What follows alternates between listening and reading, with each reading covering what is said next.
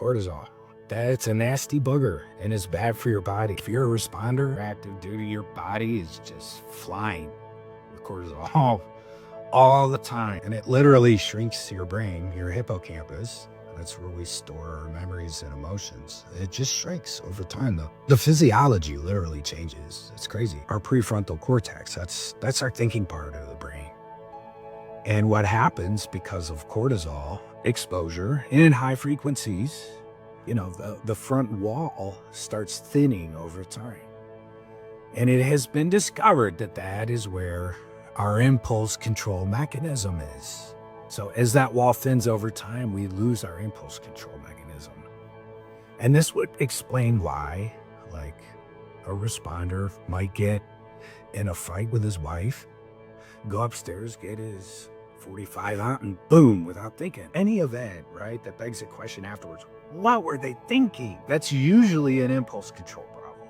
Let's look at violent criminals. And there's a common denominator amongst violent criminals, right?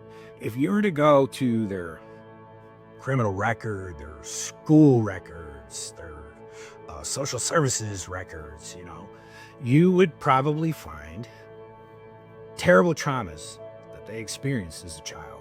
Just crazy, all day long, trauma you can't even imagine. Most of them have been molested as children. They're just riddled with trauma.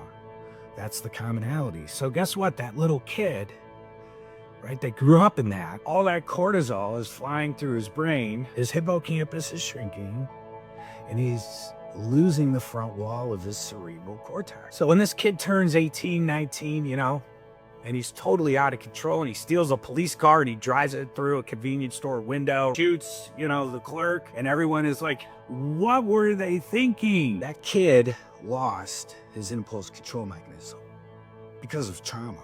As a responder, you're experiencing trauma every day. It's trauma, high stress, anxiety. Sympathetic nervous system is in overdrive. Your amygdala is overactive. You got adrenaline, cortisol flying through your body. Well, guess what? Your brain is changing just like that little kid who, when they turned 18, drove that car to the convenience store and shot the clerk.